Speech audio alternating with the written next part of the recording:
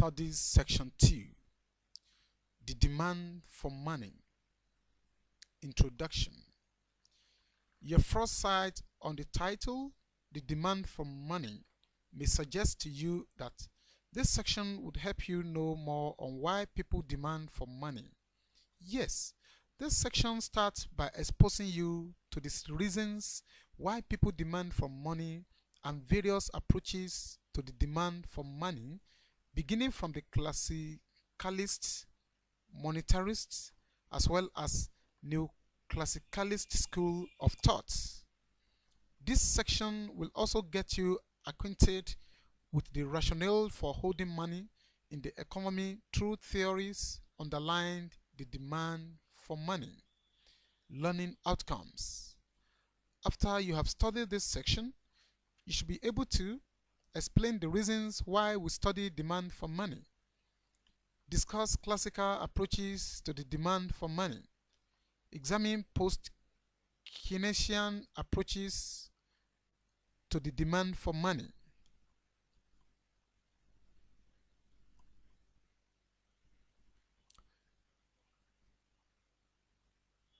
Study of demand for money. The study of demand for money has long preoccupied the attention of monetary economists. The reason for this is nothing other than the importance of money in virtually all human facets of life. As such, a great deal of attention has been accorded it. For instance, demand for money is quite different from demand for goods, whose analysis premised on the consumer utility theory. Demand for money, however, does not appear to be adequately explained by utility theory because it does not seem to fit neatly into this kind of analysis. Why do we study demand for money? According to Ajayi and Ojo, 2006, money, apart from its medium of exchange and store of value functions, also has a peculiar feature which distinguishes it from other types of goods. It has a predictable market value which makes desirable to be held. Second, it serves a useful purpose in economic activity. Third, a stable money demand forms the core in the conduct of monetary policy. As stable money demand function enables a policy-driven change in monetary aggregate to have measurable or have predictable influence on output, interest rates, and the general price level. Question. Dash forms the core in the conduct of monetary policy. A fluctuating money demand. B. A stable money demand. C. A cyclical money. Feedback. B. A stable money demand. Approaches to the demand for money. There are many economists who contributed to the development of the theory of demand for money, e.g., Jim Borden, John Locke, David Hume, David Ricardo, and John Stuart Mill, but the theory eventually attained the highest level of sophistication in the lands of Ivan Fisher, Alfred Marshall, and A.C. Pigou. There are basically two variants of quantitative theory of money, which is an alternative name for the classical approach to the demand for money. They are namely 1. Fisher's equation of exchange. 2. The Cambridge version of the quantity theory. Fisher's equation of exchange. In Fisher's equation of exchange, which is specified thus, MV is equal to PT, equation 1, where M is the total quantity of money, V is its velocity of circulation, P is the price level, and T is the total amount of goods and services exchanged for money. MV is the total amount of money in circulation multiplied by the average number of times that each unit of money changes, while MT is measured of monetary expenditure in the economy.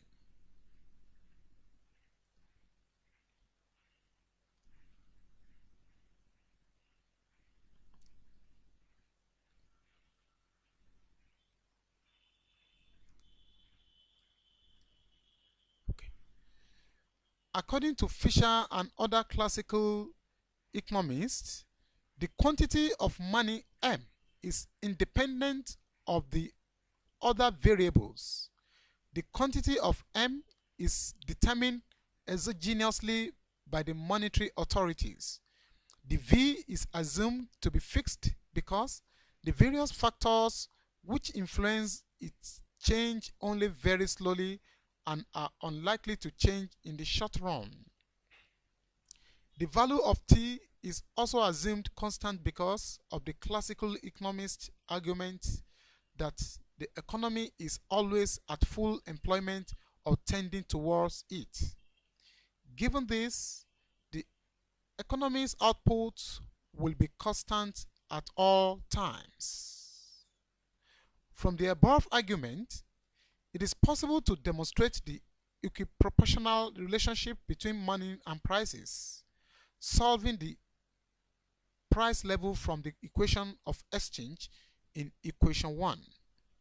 P is equal to V over Tm, equation 2. This can be written as P is equal to Cm, equation 3. If V over T is equal to C, taking total differential of equation 3, dP is equal to C dm. Dividing through by P, dP over P is equal to C dm over P, equation 4. Substitute 3 into 4. dP over P is equal to C dm over Km. dP over P is equal to dm over m, equation 5. Note, equation 5 has shown that there is equiproportional relationship between money and prices. From equation exchange in equation 1, the right-hand side represents the demand for money, which in fact depends upon the value of transactions to be undertaken in the economy, and it's equal to a constant fraction of those transactions. MV represents the supply of money, which is given and in equilibrium equals the demand for money. The demand for money in Fisher's approach is a constant proportion of the level of transactions, which in turn bears a constant relationship to the level of national income. Further, the demand for money is linked to the volume of trade going on in an economy at any time.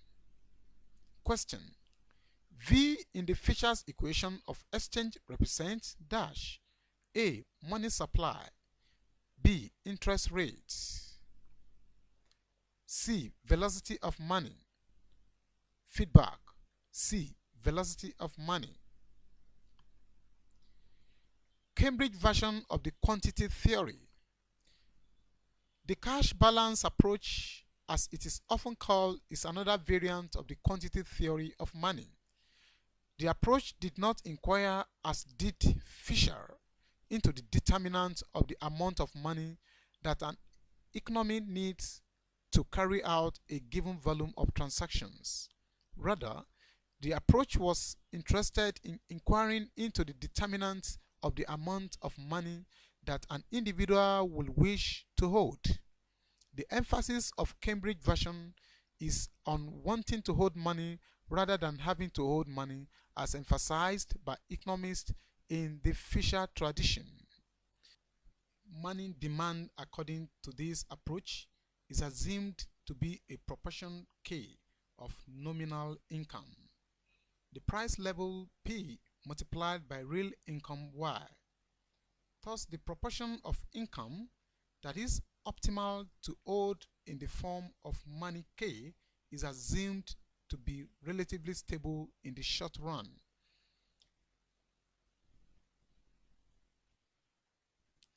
In equilibrium, the exogenously determined money supply must be equal to money demand.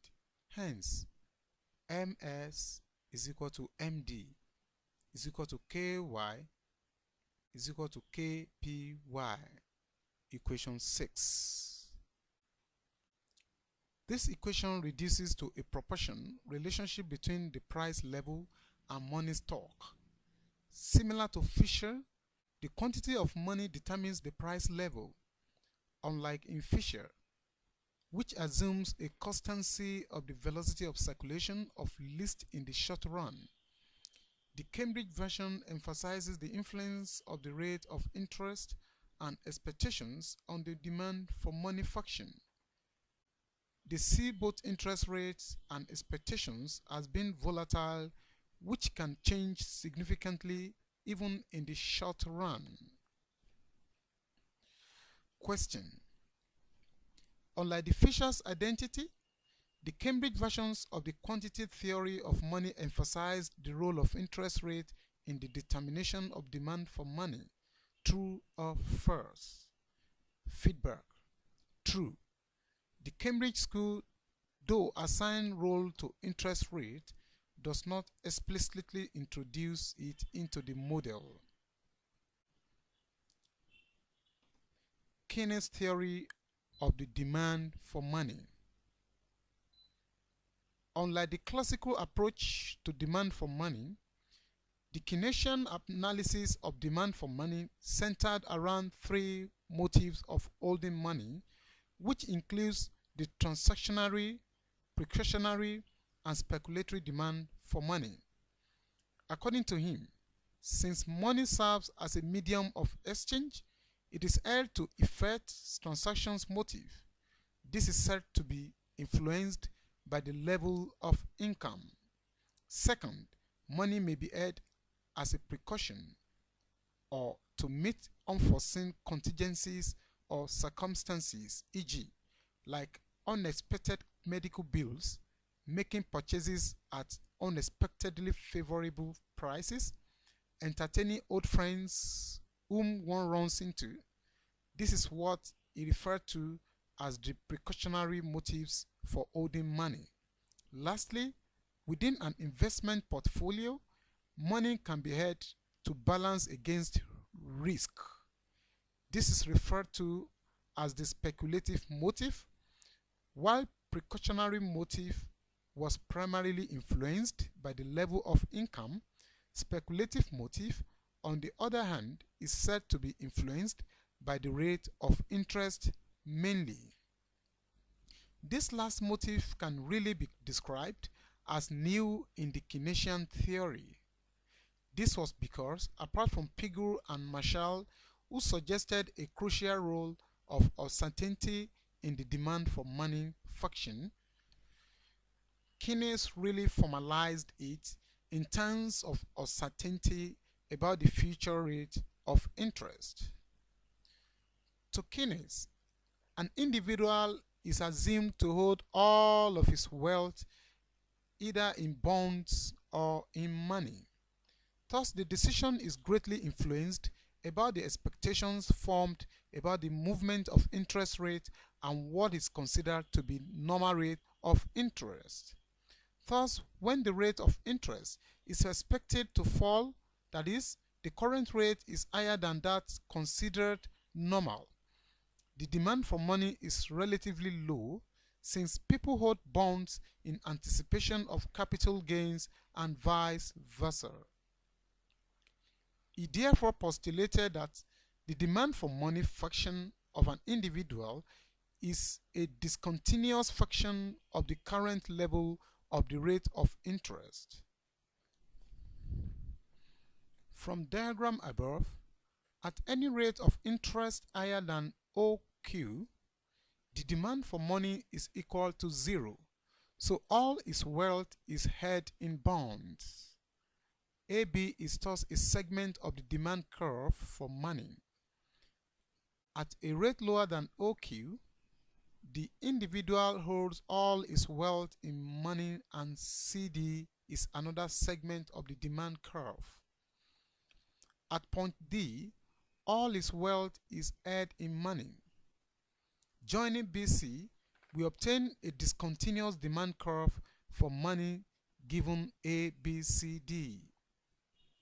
To obtain a continuous demand for money, individuals must have gotten divergent expectations about the movement of the rate of interest towards the rate considered normal.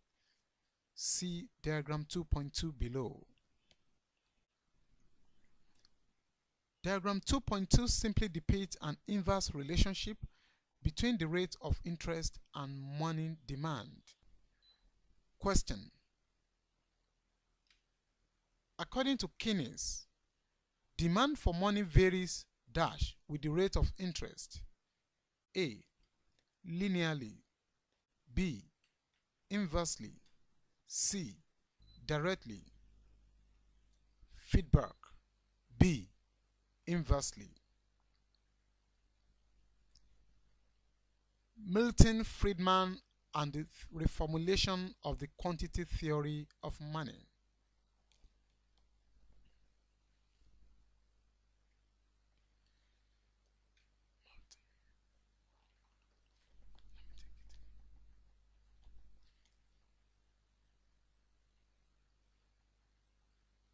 Milton Friedman and the reformulation of the quantity theory of money. In his reformulation, he developed a more subtle and relevant version of the quantity theory of money in its theoretical form, in which the quantity theory was connected and integrated with general price theory. Unlike other writers before him, Friedman did not inquire into the motives for holding money, but instead on the factors that determine how much money individuals will want to hold. He therefore treated money as any durable consumer good and proceeded to construct for it a demand function capable of being tested. He regards the amount of real cost balance, M over P, as a commodity which is demanded because it yields services to the person who holds it. The more money an individual holds, the more the value of these services relative to the services of other assets decline. The demand for money developed by Friedman is developed within the context of the microeconomic theories of consumer behavior as well as the producer's demand for inputs. According to him, demand for money is not quite different from the demand for any other commodity because we can easily specify the various factors which will influence the amount of it that is held. To him, it is like individual budget constraint, which may be his income or his wealth, the prices of these various assets, and lastly, the tastes and preferences of the individual. Also, there are 5 different forms in which wealth could be held according to him, which include money, bonds, equities, physical goods, and human capital. The functional form of the demand for money in real terms by Friedman is given as follows. MD over P is equal to F into bracket RM RE RS 1 over P, the P, the T, W, Y, U, bracket closed, equation 7, where MD over P is equal to demand for real balances. RM is equal to rate of return on money. RE is equal to rate of return on equity. RB is equal to rate of return on bonds. 1 over P, the P, the T is equal to rate of inflation, a proxy for rate of return on physical assets. W is equal to ratio of human to non-human wealth. Y is equal to permanent income. U is equal to taste and preferences. Note, in the final analysis, the demand for money leads to the conclusion that a rise in expected yields on different assets reduces the amount of money demanded by a wealth holder, and that an increase in wealth raises the demand for money. Question: in the reformulation of the quantity theory of money by Milton Friedman, income is specified in form of dash: A. Permanent income, B. Absolute income, C. Residual income. Feedback: A. Permanent income. The post-Keynesian approaches. Under this, the following approaches will be examined, namely: 1. Baumol's inventory theoretic approach. 2. Tobin's portfolio selection model or the risk aversion theory of liquidity preferences. 3. Friedman modern quantity theory of money. Baumol's inventory theoretic approach. The classical approach to the demand for money states that the demand for money is influenced only by the level of income. Keynes regarded all transactional demand for money as a function of the level of income, and the relationship between transactions and income as linear and proportional. Baumol shows, however, that the relationship is neither linear nor proportional. The transaction's demand for money has been regarded as the inventory of the medium of exchange, which will be held by an individual or firm. Baumol's analysis is based on the holding of an optimum inventory of money for transactions purposes by a firm or an individual. Thus, the basic question raised by him is whether it is possible to compute the optimum cash balance, and if this will be affected by changes in income and interest rate. The basic solution of this problem requires minimizing the cost of holding cash balances over the year. The holding of cash balances consists of interest and non-interest costs. The interest costs are in form of opportunity cost forgone for housing onto cash, while the non-interest costs include brokerage fees, mailing expenses, bookkeeping expenses incurred for cash conversion into bonds, and vice versa. Thus, whenever a firm holds money for transactions purposes, it incurs interest cost and non-interest cost, e.g., like brokerage fees. Let R be the rate of interest, B represent brokerage fee, Y is income, K is the size of each cash withdrawal at intervals. R and B are assumed to be fixed. Y over K is the number of withdrawals. The cost in brokerage fees equal B, bracket open, Y over K, bracket closed. K over 2 average cash withdrawals, RK over 2 interest cost of holding cash balances, and C stands for total cost of making transactions. C is equal to RK over 2 plus BY over K, equation 8.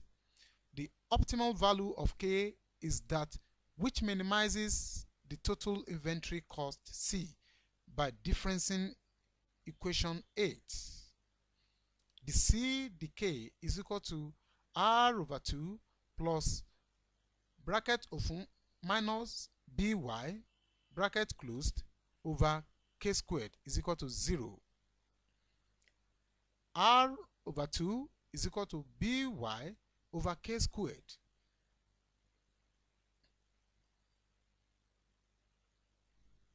Cross multiply, K squared R is equal to 2BY. K squared is equal to 2BY over R. K is equal to square root of 2by over R, equation 9. Equation 9 shows that if the brokerage fee increases, the number of withdrawals will decrease. In other words, the optimal cash balance will increase because the firm invests less in bonds. On the other hand, if the rate of interest on bonds rises, the firm will find it profitable to invest in bonds and the optimal cash balance will be lower and vice versa. Question: in contrast with the classicalist view, Baumol's inventory theoretic approach is based on optimization principle. True or false? Feedback: true. Baumol's approach involves minimizing the cost of holding cash balances in a year, an optimization approach. Tobin's portfolio selection model. Another name for this is called the risk aversion theory of liquidity preference. This theory removes two major defects of the Keynesian theory of liquidity preference. The Keynes liquidity preference function depends on the inelasticity of future interest rate, and two individuals hold either money or bonds. Tobin's analysis begins with the assumption that an individual asset holder has a portfolio of money and bonds. Money neither brings any return nor imposes any risk on him, but bonds yield interest and also bring income.